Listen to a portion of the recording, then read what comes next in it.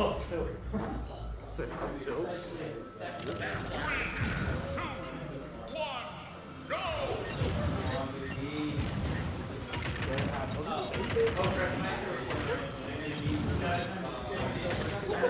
Where did you come from?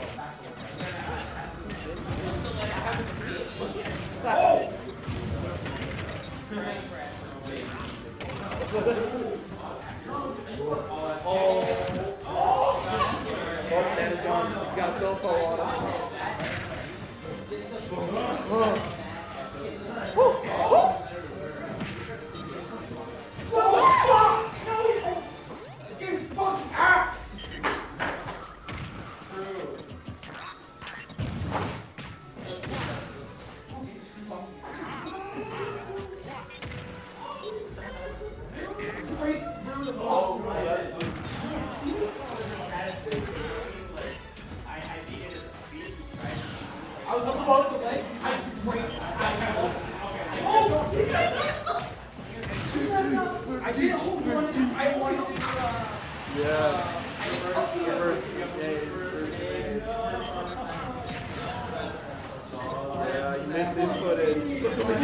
We take those. It takes 6 years to upload an episode. I don't know if you heard me.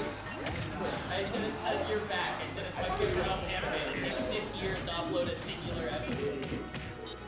They uploaded season 1, then it took like what, 7 years to upload season 2. It was 5 years. 5. Yeah, I showed up and but he had a major handicap.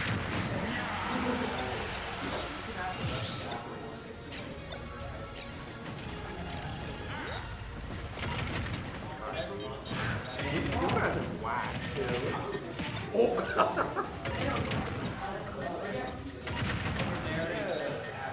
Right there on the ground.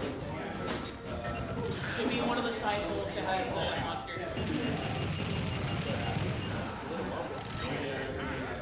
I drink it, but since I already had so much of it, you can have it. I'll try to get it up to it. I have coffee if I have any more caffeine. No, that's oh, wait. Alright. Hey team, it's Squiddo on the mic. We're gonna commentate the rest of this game here. I'm also here. It's Ramen. No. The gangster guy. Talk about Team Fort. Well, I talk about I could talk TF2. about the Demo Man class for. Mr. Pipe Pablo here. How long does it take to read the Bible?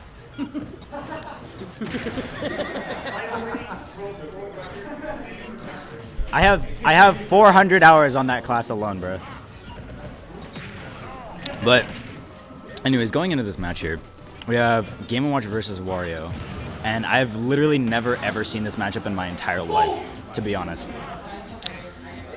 I think the first like kind of, you know, horse in the room to deal with here is Waft. Waft is just gonna kind of like determine this entire game. Like I think what Nizzy's looking for here is to like secure this stock and then use the Waft on his last here.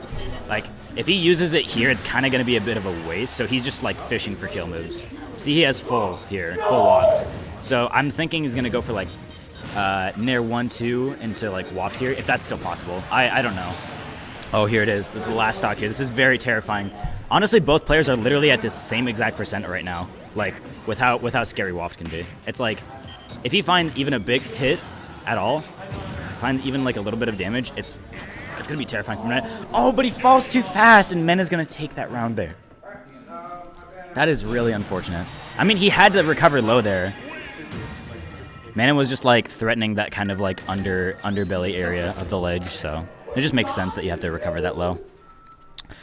Unfortunate.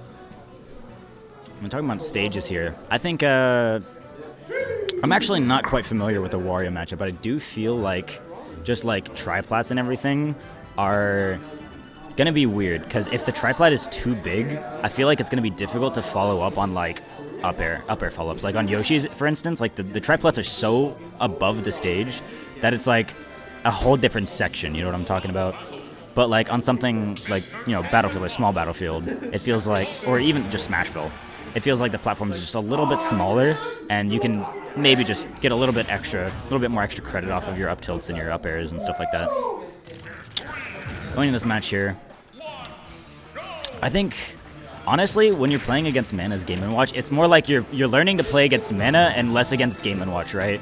Like you're learning to deal with what MaNa's options are and not what Game & Watch's options are.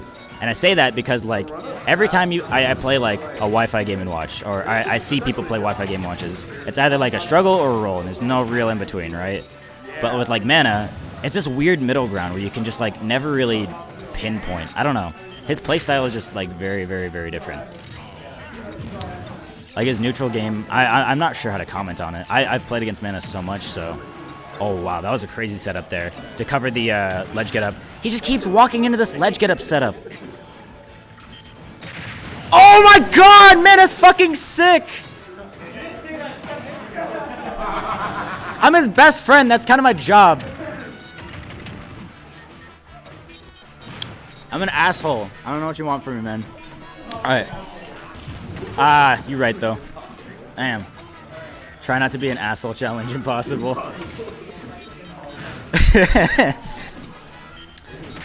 Oh my god! MaNa at these ledge situations has been absolutely nuts. He's gotten like huge damage or just reset in the situation over and over. I feel like MaNa has just felt the most comfortable like ledge trapping over and over.